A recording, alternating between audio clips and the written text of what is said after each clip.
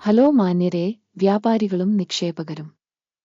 നിങ്ങളോടൊപ്പമുള്ള വിശകലന സേവനം system.guru.markets. കമ്പനിയെക്കുറിച്ചുള്ള പൊതുവായ വിവരങ്ങളിൽ നിന്നാണ് ഞങ്ങൾ ആരംഭിക്കുന്നത്. ഓരോ സൂചകവും കുറച്ചുകൂടി വിശദമായി നോക്കാം. നിങ്ങൾക്ക് വേണമെങ്കിൽ നിങ്ങൾക്ക് വീഡിയോ താൽക്കാലികമായി നിർത്താം. പ്രശ്നത്തിലുള്ള കോർപ്പറേഷന്റെ ഓരോ സൂചകവും ശ്രദ്ധാപൂർവം പരിഗണിക്കാൻ ഞങ്ങൾ നിങ്ങളെ ക്ഷണിക്കുന്നു. ഇനി കമ്പനിയുടെ ഇപ്പോഴത്തെ പ്രകടനം നോക്കാം. Bit digital Inc ticker BTBT 2025 April 20 ഡാറ്റയെ അടിസ്ഥാനമാക്കിയുള്ള അവലോകനം.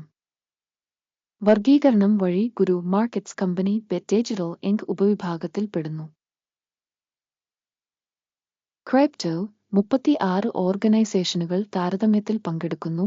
ഇത് വളരെ പ്രാതിനിധ്യമാണ്. വീഡിയോയുടെ അവസാനം നമുക്ക് ഓർഡർ ടേബിൾ കാണാം. കമ്പനിയുടെ മൊത്തത്തിലുള്ള ഫലം ഇപ്രകാരമാണ്: 10.8. ഉപവിഭാഗത്തിന്റെ ശരാശരി ഫലം 1.1 പോയിന്റ്.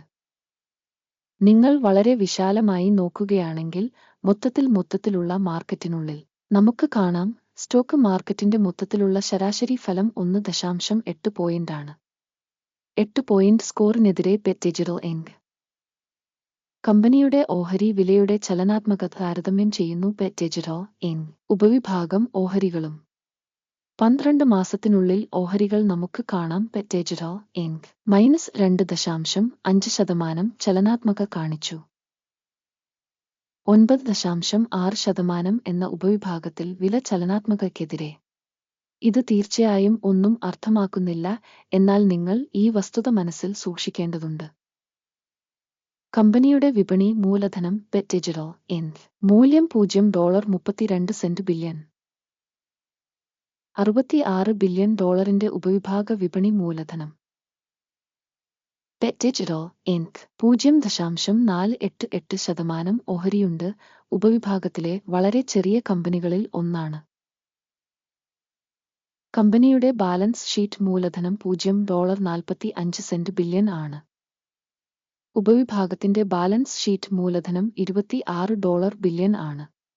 ബെറ്റ് ഡിജിറ്റൽ ഇങ്ക് 1.729% വിഹിതം ഉൾക്കൊള്ളുന്നു. സ്റ്റോക്ക് എക്സ്ചേഞ്ചിന്റെയും ബാലൻസ് ഷീറ്റ് ക്യാപിറ്റലൈസേഷന്റെയും അധിനിവേശ ഓഹരികൾ താരതമ്യം ചെയ്യുന്നതിലൂടെ നമുക്ക് ഇനിപ്പറയുന്നവ കാണാൻ കഴിയും. പങ്കിടുക. ബെറ്റ് ഡിജിറ്റൽ ഇങ്ക് ഉപവിഭാഗത്തിൽ മാർക്കറ്റ് ക്യാപിറ്റലൈസേഷൻ വിലയിരുത്തൽ 0.488%. പുസ്തക മൂല്യം 1.729%. ഇത് വിപണി മൂലധന വിഹിതത്തിൽ 254% വർധനവാണ്. കമ്പനിയുടെ വിപണി വിഹിതത്തിന്റെ വിലയിരുത്തലും ഉപവിഭാഗത്തിന്റെ ബാലൻസ് ഷീറ്റ് ക്യാപിറ്റലൈസേഷനും നല്ലത്. 1 പോയിന്റ്. പഠനത്തിലുള്ള കമ്പനിക്ക് $0.013 ബില്യൺ സാമ്പത്തിക ബാധ്യതയുണ്ട്. ബുക്ക് ക്യാപിറ്റലൈസേഷന്റെ കടം മൂലധനത്തിന്റെ 2.9%. കമ്പനിയുടെ സാമ്പത്തിക ബാധ്യതകളുടെ തലത്തിൽ ഫലം വളരെ നല്ലത്. 2 പോയിന്റുകൾ. കമ്പനിയുടെ ഓഹരി വിപണി മൂല്യവും വരുമാന അനുപാതവും 11.5 ആണ്. ഉപവിഭാഗത്തിലെ ശരാശരി 57 ആണ്. ഇത് ഉപവിഭാഗത്തേക്കാൾ 80% കുറവാണ്. ഉപവിഭാഗത്തിന്റെ ഓർഗനൈസേഷനുകളുമായി താരതമ്യപ്പെടുത്തുമ്പോൾ ലാഭസൂചകങ്ങളിലേക്കുള്ള കമ്പനിയുടെ വിപണി വിലയുടെ വിലയിരുത്തൽ വളരെ നല്ലത്. 2 പോയിന്റുകൾ. കഴിഞ്ഞ 12 മാസത്തെ ലാഭം $28 മില്യൺ ആയിരുന്നു. വരാനിരിക്കുന്ന 12 മാസത്തെ ഭാവി വരുമാനം $45 മില്യൺ ആയിരിക്കുമെന്ന് പ്രതീക്ഷിക്കുന്നു. ഇത് ഇപ്പോഴുള്ളതിനേക്കാൾ 58.6% കൂടുതലാണ്. ഉപവിഭാഗവുമായി താരതമ്യപ്പെടുത്തുമ്പോൾ പ്രതീക്ഷിക്കുന്ന ഭാവി ലാഭസൂചകങ്ങളുടെ വിലയിരുത്തൽ നല്ലത്. 0.5 പോയിന്റ്. വരുമാനത്തിലേക്കുള്ള കമ്പനി മൂല്യത്തിന്റെ ബാലൻസ് 3 തുല്യമാണ്. ഉപവിഭാഗം 4ന്റെ ശരാശരി ഉപവിഭാഗത്തിന്റെ ശരാശരിയേക്കാൾ 25% കുറവാണ്. ഉപവിഭാഗത്തിലെ സൂചകങ്ങളുമായി താരതമ്യപ്പെടുത്തുമ്പോൾ വിപണി വിലയും വരുമാന സൂചകവുമായുള്ള വിലയിരുത്തൽ നല്ലത്. 0.5 പോയിന്റ്. കഴിഞ്ഞ 12 മാസത്തെ വരുമാനം $110 മില്യൺ ആണ്. അടുത്ത 12 മാസത്തേക്കുള്ള ഫോർവേഡ് വരുമാനം $150 മില്യൺ ആണ്. ഇത് ഇപ്പോഴുള്ളതിനേക്കാൾ 36% കൂടുതലാണ്. ഉപവിഭാഗത്തിലെ കമ്പനികളുടെ സൂചകങ്ങളുമായി താരതമ്യപ്പെടുത്തുമ്പോൾ ഭാവിയിലെ വിൽപ്പന സൂചകങ്ങളുടെ വിലയിരുത്തൽ നല്ലത് 0.5 പോയിന്റ്. മാർജിൻ 26.1%. ഉപവിഭാഗത്തിൽ ശരാശരി 7.1%. ഉപവിഭാഗ ശരാശരിയും കമ്പനിയുടെ പ്രകടനവും തമ്മിലുള്ള വ്യത്യാസം 19%. ഉപവിഭാഗത്തിലെ കമ്പനികളുടെ സൂചകങ്ങളുമായി താരതമ്യപ്പെടുത്തുമ്പോൾ വിൽപ്പന ലാഭത്തിന്റെ വിലയിരുത്തൽ നല്ലത് 0.5 പോയിന്റ്. ഉപവിഭാഗത്തിലെ ജീവനക്കാരുടെ എണ്ണം അനുസരിച്ച് കമ്പനിയുടെ വിഹിതം 0.68%. ഇത് വിപണി മൂലധനത്തിന്റെ വിഹിതത്തെക്കാൾ 39% കൂടുതലാണ്. ഇത് കമ്പനിയുടെ വിപണി മൂല്യം തമ്മിലുള്ള പൊരുത്തക്കേടിനെ പ്രതിഫലിപ്പിക്കുന്നു. പെറ്റജിറൽ ഇൻക് മറിച്ച് വില കുറച്ച് കാണുന്നതിന് വേണ്ടിയാണ്. കമ്പനിയിലെ ഓരോ ജീവനക്കാരന്റെയും മൂലധനം $624,000 തുല്യമാണ്. ഉപവിഭാഗത്തിന് $8,396,000. ഉപവിഭാഗത്തിന്റെ ശരാശരിയും സ്ഥാപനത്തിന്റെ സൂചകങ്ങളും തമ്മിലുള്ള വ്യത്യാസം 28.3%. ഉപവിഭാഗത്തിലെ സൂചകങ്ങളുമായി താരതമ്യപ്പെടുത്തുമ്പോൾ ഓരോ ജീവനക്കാരനും കമ്പനിയുടെ മൂലധനത്തിന്റെ വിലയിരുത്തൽ നല്ലത് 0.5 പോയിന്റ്. കമ്പനിയിലെ ഓരോ ജീവനക്കാരന്റെയും ലാഭത്തിന്റെ അളവ് $524,100,000. ഉപവിഭാഗത്തിന് ശരാശരി $147,200,000.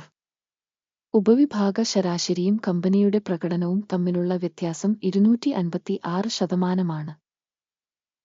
ഉപവിഭാഗത്തിലെ സൂചകങ്ങളുമായി താരതമ്യപ്പെടുത്തുമ്പോൾ ഓരോ ജീവനക്കാരനും ലാഭത്തിന്റെ വിലയിരുത്തൽ നല്ലത് 0.5 പോയിന്റ്. കമ്പനിയിലെ ഓരോ ജീവനക്കാരന്റെയും വരുമാനം $2,000 ആണ്. ഉപവിഭാഗത്തിൽ $2,078,000. ഉപവിഭാഗ ശരാശരിയും കമ്പനിയുടെ പ്രകടനവും തമ്മിലുള്ള വ്യത്യാസം 4%. ഉപവിഭാഗത്തിലെ സൂചകങ്ങളുമായി താരതമ്യപ്പെടുത്തുമ്പോൾ ഓരോ കമ്പനി ജീവനക്കാരന്റെയും വരുമാനത്തിന്റെ അനുമാനം സഹിക്കാവുന്ന 0 പോയിന്റുകൾ. ഹ്രസ്വ ഇടപാടുകളുടെ അളവ് 19.8% തുല്യമാണ്. ഉപവിഭാഗത്തിന് ശരാശരി 9.7%. ഇത് ഒരു ചെറിയ ചൂഷണത്തിന്റെ അപകടസാധ്യതയുടെ സൂചകമാണ്. സാങ്കേതിക സൂചകം റിസ് 14 കമ്പനിക്ക് 36% ലെവൽ കാണിക്കുന്നു. പെറ്റജിറൽ ഇൻക് ഉപവിഭാഗത്തിൽ റിസി ലെവൽ 45%. ശരാശരി ഉപവിഭാഗത്തിന്റെ സെക്യൂരിറ്റികൾ കമ്പനിയുടേതിനേക്കാൾ ഉയർന്നതാണ്. പെറ്റജിറൽ ഇൻക് കമ്പനിയുടെ ഓഹരികളുടെ യഥാർത്ഥ മൂല്യനിർണ്ണയം ഏകദേശം $1.79 ആണ്. കമ്പനിയുടെ ഓഹരികളുടെ സമവായ വിലക്ഷ്യം ഏകദേശം $6.93 ആണ്. നിലവിലെ വിലയും സമവായ പ്രവചനവും തമ്മിലുള്ള വ്യത്യാസം ഏകദേശം 288%. നമുക്ക് ഓർഡർ ടേബിളിലേക്ക് പോകാം. അത് എല്ലാവർക്കും ലഭ്യമാണ്. അതിലേക്കുള്ള ഒരു ലിങ്ക് പിൻ ചെയ്ത കമന്റിലുണ്ട്. വിവരങ്ങളും റഫറൻസ് മൂല്യനിർണ്ണയ സംവിധാനവും ഒരു നിശ്ചിത സീസണിൽ പൊതുവായി എടുത്ത എല്ലാ തീരുമാനങ്ങളും ഓർഡർ പട്ടികയിൽ അടങ്ങിയിരിക്കുന്നു. ഗുരു മാർക്കറ്റ്സ് ഓർഡർ ടേബിളിലേക്കുള്ള ആക്സസ് തികച്ചും സൗജന്യവും തുറന്നതുമാണ്. പിൻ ചെയ്ത കമന്റിലെ ലിങ്ക്.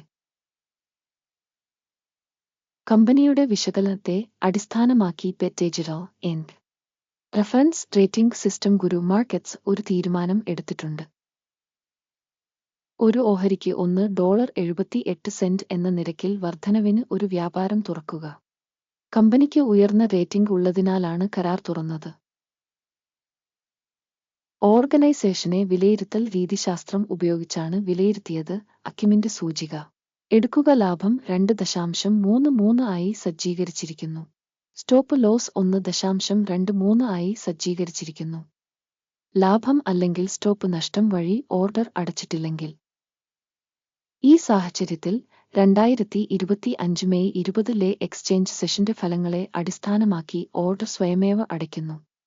അല്ലെങ്കിൽ ഈ തീയതിക്ക് മുമ്പുള്ള അവസാന വ്യാപാര ദിനത്തിൽ. ടിക്കർ WULF വിൽപ്പനയ്ക്കുള്ള ഒരു സന്തുലിത വ്യാപാരമായി മാറും. ബാലൻസിംഗ് ഇടപാടിനെക്കുറിച്ചുള്ള ഒരു വീഡിയോ ചാനലിൽ ഇതിനകം പ്രസിദ്ധീകരിക്കും.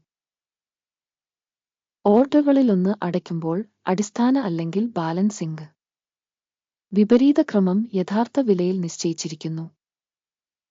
ഈ വീഡിയോ കാണുന്നതിനും വിവര സംവിധാനം ഉപയോഗിച്ചതിനും എല്ലാവർക്കും വളരെ നന്ദി.